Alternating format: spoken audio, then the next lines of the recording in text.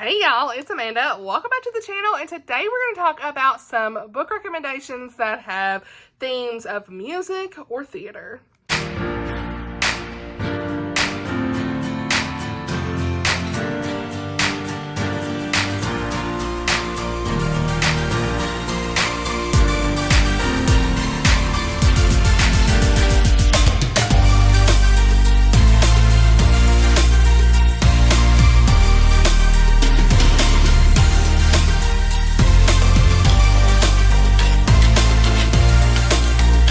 Alright y'all, so I thought this would be a really fun video to continue in my series of book recs with different themes. And so this one has anything that has like music, maybe there's a theater teacher, or they're trying to save a theater, all of that stuff, or maybe there's lots of theater references and things like that, or maybe there's a country music star, or just a music star in general, that kind of stuff, a band, you already know. So let's get into it. First on the list, this is off the cuff too, by the way, so if I don't remember everything, I'm sorry. Reviews for these books will be linked down below for you to check out more details, things like that, but we're here. I'm just kind of talking about what I remember. So yeah, first we're talking about Positively Penelope by Paper Basham. Book one in this series is the Scamar series. Book one is Authentically Izzy, and book three is Loyally Luke. But in this one, I really enjoyed the theater references. You can definitely tell from the cover, this is giving everything theater, right?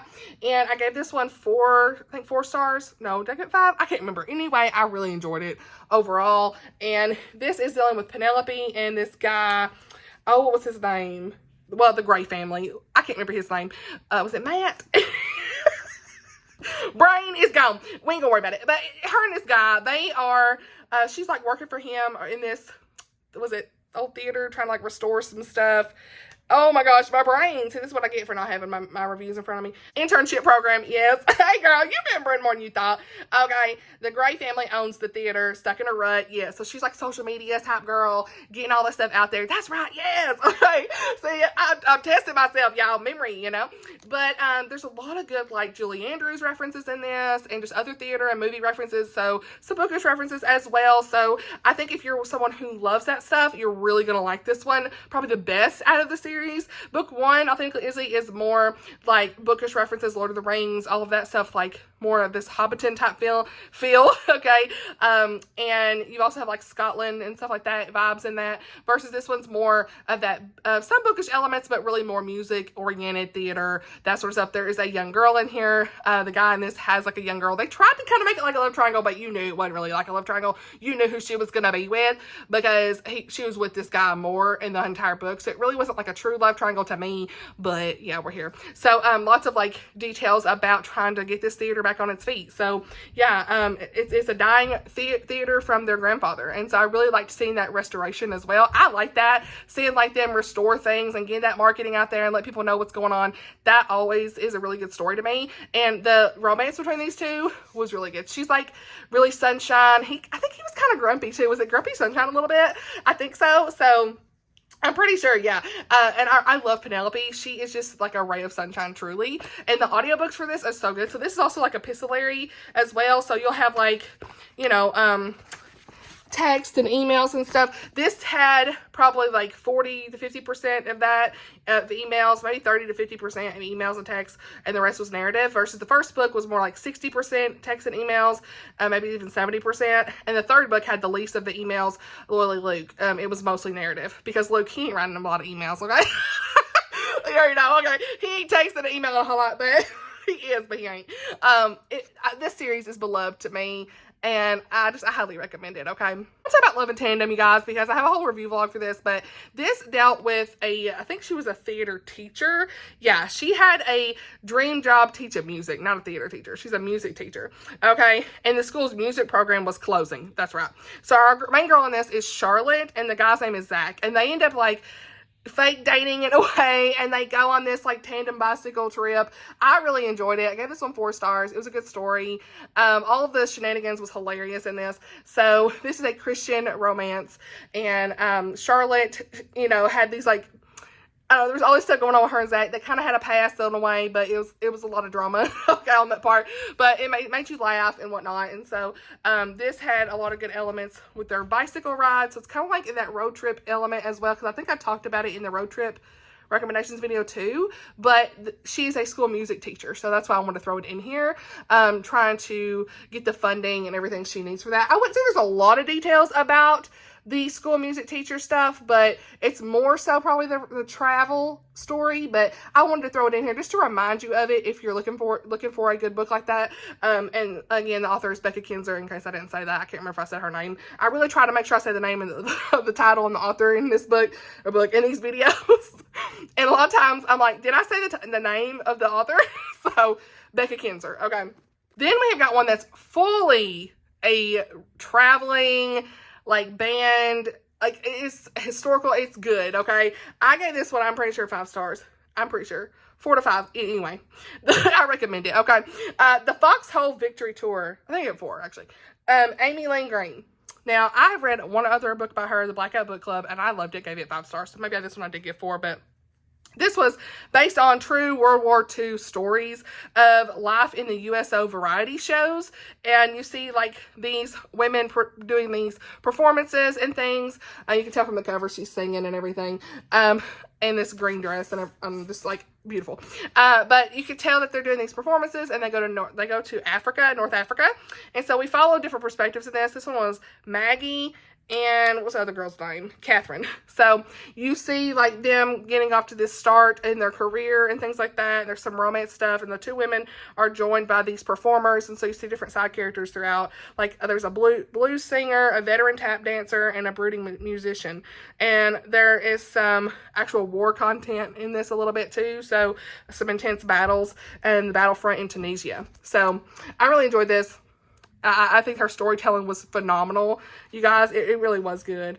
I read this for Honest Review this year, and I'm so glad I did, because it was a really good story. And it has lots of the music details. You really feel like you're in that era of them just singing, and then the music instruments that they had back then. It was just like true performances. And I listened to this on audio a little bit too, and I think that was a really good experience too. So yeah, definitely one I really enjoyed. Now we're going to talk about The Roads We Follow by Nicole Deese, okay? And the reason I will throw this in here, this could also be included in the one I'm going to be doing the video for, like, author recommendations, like books about books about authors, or books with authors, whatever I'm going to do. I don't know. This girl is, like, writing a story that she wanted to publish, a small town romance under a pen name. It's also kind of like a road trip story. And it's also country music star stuff. So it's like 3 things in one going on here. But I gave this one 5 stars. I loved it. The romance in this was good. This has a cross-country road trip story. Did I mention it in the road trip recommendation video? I think I did. My bad. This has a box of journals, though, and this romance in the summer. I really enjoyed this book. This deals with this daughter of a country music legend. And our main girl in this is Reagan. And the guy in this is Micah. And Micah is like their bus driver, and there's a romance that forms between them. It's just a really good story. So she's wanting to, like, write this romance under a pen name because her mom is, like, a famous country music star, and she doesn't really want that influence to affect her writing. She wants to do this naturally, but someone is publishing a tell-all about her family and their drama and all this mess. And so Micah, his mother, actually was on tour with Reagan's mother in the past, but Micah's mother has since passed away, and so they're going through, like, all of her old journals and learning things about their family, and, like, why they're both of their parents, like, had a split in their friendship. There's a lot in this, and I really enjoyed it, so highly recommend. Those are the things that come top of mind when I remember this book. And the romance in this, though, was the best part, I really feel like, because I loved the way that they interacted. It was really good. So then we have got one of the books in the Gone to the Dog series. This is Dog Days of Summer. I know summer's ending, but I think that this series would be good to read anytime. But in book 2 of this series, which I really think you can read these out of order, I'm pretty sure, but whatever, I can't remember exactly. Maybe not, but your probably best experience is reading this in order, but I think you can read these anytime. But this is Trina Potter.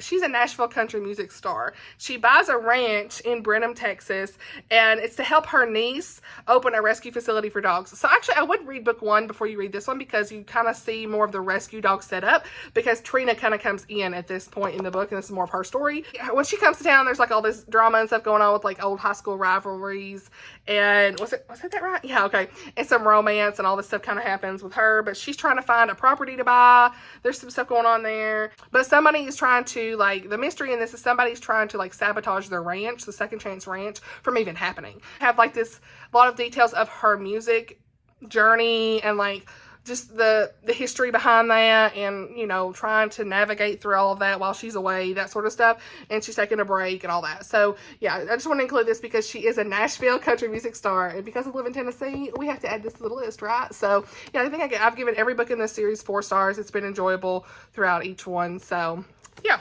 Editing Amanda. Y'all, how am I doing this video without telling you about the #1 book that is set in a theater for this video? Huh? I was literally making the intro for this video, which I hope you liked it, by the way. I'm still testing out the waters with all this. But The Lost Boys of Barlowe Theater it was reminding me of the actual theater book. Okay, this whole book is set in a theater. What? So yeah, I know I've talked about this book quite a bit recently anyway, but we gotta have it in this video, okay?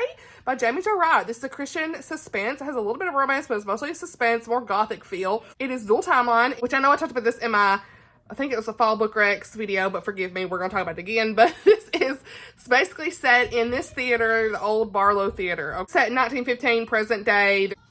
There is so much going on in this theater. We have missing people, don't know, they're seeing things, what's happening. This girl, Greta Mercy, is in 1915. Her brother passed away in the beginning, get a background noise, sorry, in the beginning of the construction of this theater, and so Greta's younger brother goes missing, got to figure out what's going on there. Decades later, we have Kit Boyd, and her best friend vanishes the theater. It's a crazy time. One of the best settings, like the setting itself, the theater itself feels like a character. I forgot to say that when I recommended this last, so yeah, that's the whole thing. So I cannot recommend this enough. I think I give it 5 stars. I really like the way it ended. It was really good. So, yeah. Then we have got The Lost Melody by Joanna, Davidson, Politano.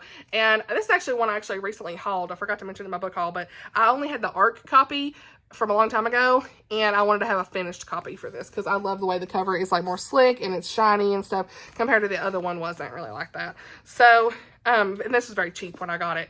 But I read this for review a long time ago when it first came out, right before it came out, and this was a wild ride. I think I gave this 4 stars. It's really like 5-star level though. The only reason I gave it 4 was because some of the details around this insane asylum was very intense, and I was really struggling, had a lot of anxiety while I was reading this. But I think a lot of y'all would enjoy this.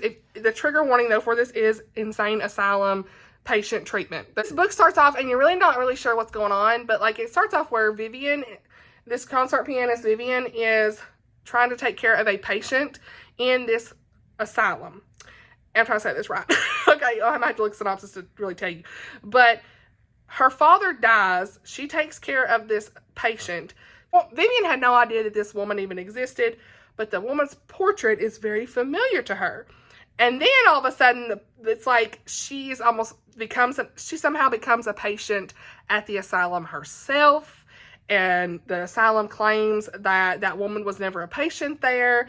And things go on from there. There's a lot of bad treatment that she endures at this asylum. So it was an intense story, but there's a lot of music elements in this, piano, because she's a concert pianist, and how the music is going to help her kind of get through this. And it was a really moving story, but y'all, it was intense. And there's like this mystery suspense element of like the people in the asylum and what they're doing to these people, like really seeing them get what they deserve because of how horrible this place has been. There's a man involved, a little bit of a romance in this as well, that's trying to help Vivian. It is a really good story, but intense. Just know that going in. Then we have got Wild Montana Skies by Susan May Warren. This is, look at this, cowboy romance. You already see it on the cover. I gave this one 4 stars, 3.5 to 4-ish. I enjoyed it. This is about this cowboy guy. What was his name? See, names leave me so quick. Ben King, right. And the girl is a search and rescue helicopter pilot, Casey. And so this is second chance romance. They were together at one point. He comes back in town. There's a daughter he didn't know he had, kind of stuff. Drama. She's much older, the daughter is. And so he's wanting to kind of reconnect with her and, you know, see how things go. They don't want to tell the daughter that, you know, that's her dad when he comes in. But he's been this country music star, and that's been his life, his career, and then all of a sudden they back together. So I don't know. It was good. I liked it. It's 3.5 to 4-ish. It wasn't like my favorite book I've read by her, but I've enjoyed the series. This is the first book in the series, and I want to continue on. This did have some good faith elements, I will say, and so it's a good Christian second chance romance. Second chance romance, sometimes you just never know how I'm going to feel with it, but I like this. This had a lot about his career and him really realizing what matters most in his life, that kind of stuff. But he is a Nashville country music star, I'm pretty sure. Yeah. He moved to Nashville 13 years ago. So yeah, his daughter's like 13. And he didn't even know about it. And he's like, what? And so there's all this stuff going on with that. So, yeah. But Casey, she's real reluctant. And I get it. So, yeah, it was a good introduction to the series. And I plan to continue on in it. So, then we have got Summer in the Spotlight by Liz Johnson. This is book 3 in the series. I would recommend reading them in order, but I want to mention this. Book 2 is actually, I got it sitting right here, is The Last Way Home. But in this one, this girl, it's like she is a... Oh, wait. No, I'm wrong on that. Okay. I'm just going to read the synopsis part of it because I can't remember. Kelsey, she's performed at the Victoria Playhouse on Prince Edward Island. These is also set in Canada. Prince Edward Island. And that's cool because you have a lot of Canada references. So, since she was 7. And so she... Oh, yeah. I remember this. The hurricane destroys the building. And... Well, I love the hurricane scene. Like, what? I love that because it forced her and this guy, Levi Ross, together. Was it Ross? Is that his name? Am I making that up? Hey, Levi Ross! We didn't say it. Remembering. Okay, anyway. Y'all getting the real reaction stuff, the real-time stuff. So, anyway, Levi Ross, he is a music teacher, or a theater teacher. Is he theater? He's a facilities director. Never mind. I was wrong all the way. Didn't remember that. But he comes in, and she wanted to be a drama teacher. That's it. I can't. Anyway, they were working together in the same facility, and he comes in and saves her from in this hurricane. That was a wild introduction to this book, so I remember really liking that. But her and Levi team up, and they're trying to do like a benefit to raise money to rebuild the theater after the hurricane has pretty much destroyed everything. And so, yeah, so that's why I want to mention this one, because it had that rebuilding of the theater and stuff again in this, and lots of like producing the benefit and how they're going to do this. Levi has admired her for a long time, but there's this weatherman that comes in, and he's kind of like trying to throw the love triangle in the loop, and I didn't really care for him, but I didn't care for that part. That's why it's 4 stars, 1 to 5, but I still really enjoyed the book for what it was. And so I would recommend that you read the series. The book 1 is Beyond the Tides. I don't own that one. I gave it 3.5. It wasn't a favorite, but books 2 and 3 have been solid 4 stars for me, and that's why I own them, and I continue to recommend them because I really enjoyed them. And like the family elements in this series is really good. So then we have got, are you ready? Are you ready? We have got Love in the Silver Lining and Love and, backwards. I went backwards. Love and a Little White Lie and Love in a Silver Lining. Now, books 1 and 2 here. I don't own book 3. We don't talk about book 3. I didn't love book 3. It was fine. It was whatever. But these 2 are solid 5 stars. Tammy L Gray. Let me just say, I wish she'd write more. But anyway, yeah, she is one of my favorite Christian romance authors, which that video is coming at some point. I'm going to do another video about top Christian romance and stuff. It's been a while. We're going to remind you guys, okay? But Love and a Little White Lie is about this girl who's kind of got a love triangle, but the way that she wrote the love triangle was so good and well done. Gosh, I need to reread this. This is one of my first early Christian romance books I read, and she is not a believer. She's working at this church.